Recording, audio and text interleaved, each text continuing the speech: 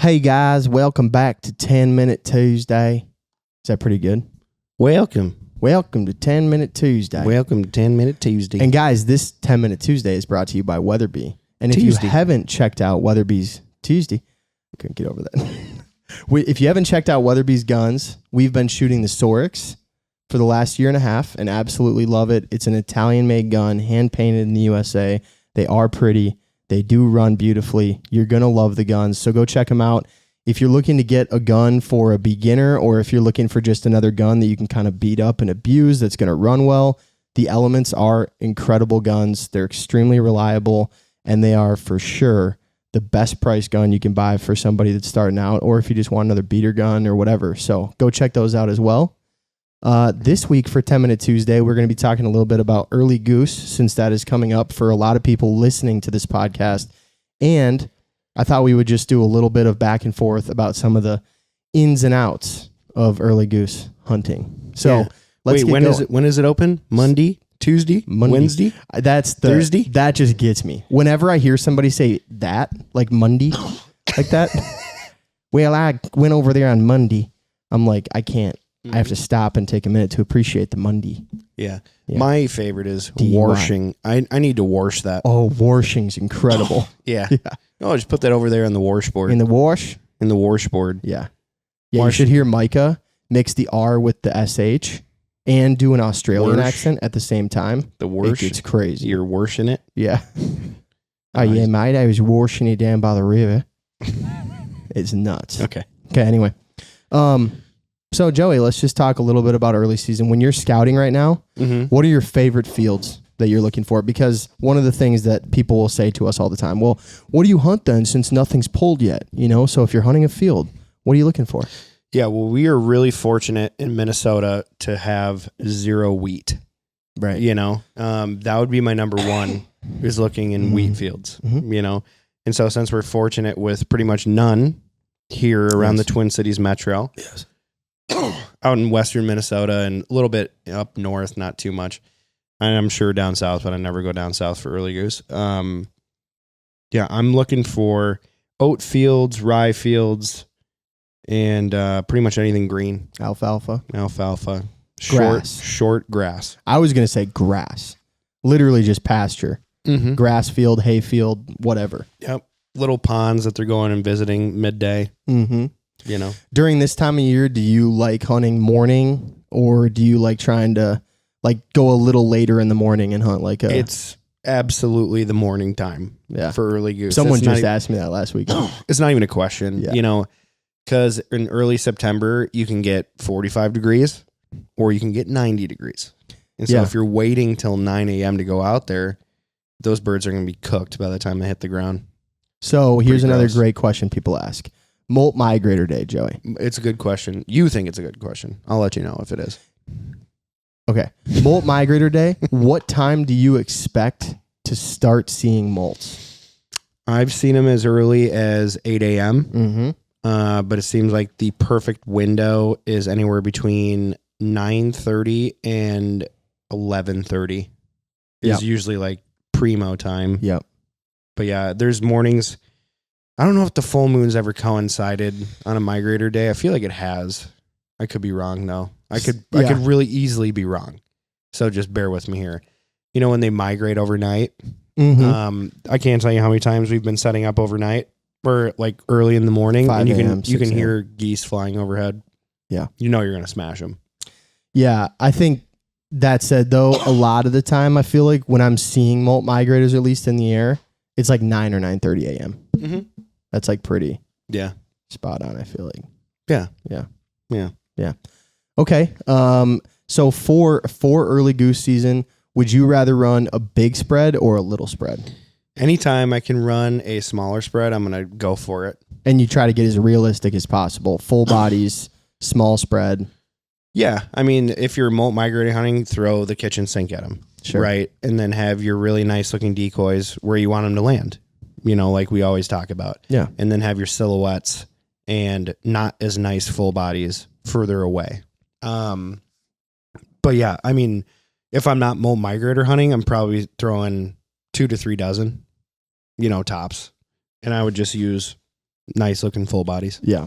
Yeah, because you're hunting locals. If you're not hunting if you're not hunting molts, if you're hunting migrators, then you're hunting local geese. Right. And it's probably, they haven't been shot at a whole lot yet. Yeah. And the most you're going to see in a field is like maybe 75, probably 100, depending. You could see more, but just like local geese. Like if you're hunting local geese. Well, this year, I think we had such bad hatches the last couple of years. Sure. That there's a lot more molts flying around. Like they started in July this year, and I've seen a lot flying around in August in Minnesota. And so when I started scouting a week and a half ago, seeing more in fields. Yeah, in a couple of wheat fields, I saw 200 plus. Wow, that's a lot. Mm-hmm. That's a lot. That's a lot. But if I get a call during early season and somebody's like, "Yeah, we're hunting an X tomorrow," there's 200 in there. I'm like, that's a lot of geese in one field right now. That's a lot of geese early season. Yeah. But honestly, I would hunt 100 or less pretty enthusiastically. It's when you get to like 20 and less, I'm like, I'm probably not going to hunt it. Right. So it's got to be 20 plus, and there's got to be a lot of other birds in the area that you can drag in to your spread. Yeah, I feel like if you do like 15 geese in a field, that could literally just be a fluke. That could just be like, oh, just this at this moment, there's 15 in there. Yeah. It's a weird time of year because they're so dumb, and they're usually young, right? Young and dumb. But their patterns are kind of off. Like they don't know what they're doing. They don't know where they want to go, eat, see, sleep at, kind of. And so, like we love to traffic, obviously, but there's some times where they're just so determined because that's all they know, right?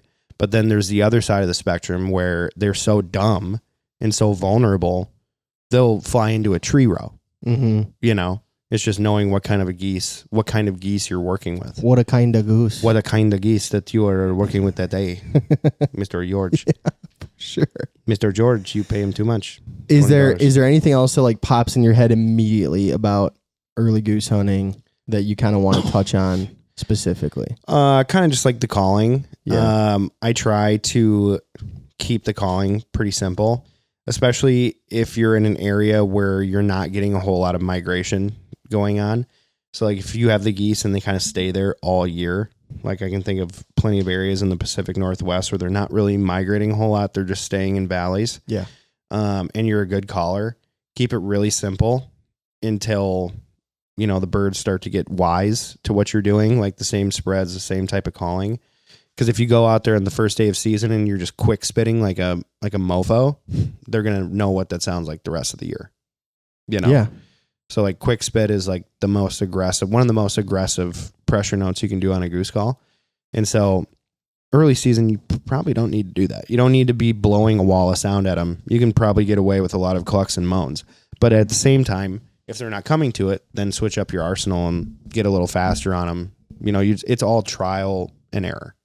Yeah, but talk a little about calling at molts, though, like molt migrators, because that's obviously a very different scenario. Yeah. No, you want to sound like as many decoys as you have on the ground, and you want your call to pierce through the air. Yeah, and if you're hunting molt migrators, you're probably throwing a bigger spread, so you need to be, like, usually people are getting together like a group of dudes, like, that can really blow a call. Mm-hmm. Yeah. Yep. Yeah, probably like the best scenario is 3 to 6 people that can blow a call. Yeah. You know, and then a big spread. Just because it looks like, picture you're a goose, picture you're on the highway, right? And you have been driving all day. You're tired, you're hungry, you're thirsty, and you see a Hooters or a Twin Peaks right there, and you're hungry and thirsty, you know? This is such a great example. And you're hungry and you're thirsty, and you're like, oh, that looks appetizing. I'm going to stop there. It's either that or that shitty marathon that has an outside bathroom and the key that they give you is covered in shit.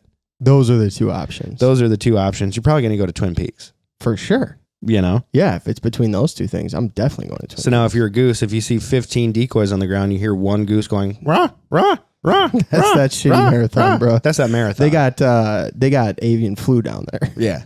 Yeah, that's that one goose just popping off, just freaking out. Yeah. Rah, rah, rah. And then you see... And he's sick. And then you hear this beautiful chorus coming from the ground. Yeah. And 1,000 of your friends. And you're like, that must be safe. That looks better. And they're eating and they're fighting with each other. So there's something really good down there. So I'm going to go down there and try to compete. You know? That's good. That was a really good analogy. Thank you. Yeah, nice job, dude. Twin Peaks. Hooters. Just mind immediately to Hooters. It's good. Well, I'm trying to think of like, what would guys want to see coming down the highway? You know? Twin Peaks off on the right. And I'm like, well, you see a Chick-fil-A with a bunch of cars in line, but at the same time, you can be like, well, there's too many people there. I'm not going to stop there. I'm hungry now. Oh, Chick-fil-A is going to be faster than Twin Peaks, by the way. Yeah, you know, but there's other incentives with Twin Peaks for some Right. people. Right. For some people. If you're into that, not married men. No, Not married men. no. If you're Who have into that children. kind of thing, like if you're into that kind of thing, go to Twin Peaks. there you go. You know, have I been to Twin Peaks? Yeah. Right. Did I know what it was before I went there, though? No. I didn't either before I went there. Did I hate it? No. Yeah, the food was all right though. Honestly, I loved my food. It was Okay. pretty good. It was a lot better Well, there than you Hooters. go, everybody. It was This a lot is better than no Hooters. free ads, but check out Twin Peaks. All right. Thank you guys for listening to this 10-Minute Tuesday. We appreciate it. We'll see you guys in the next one.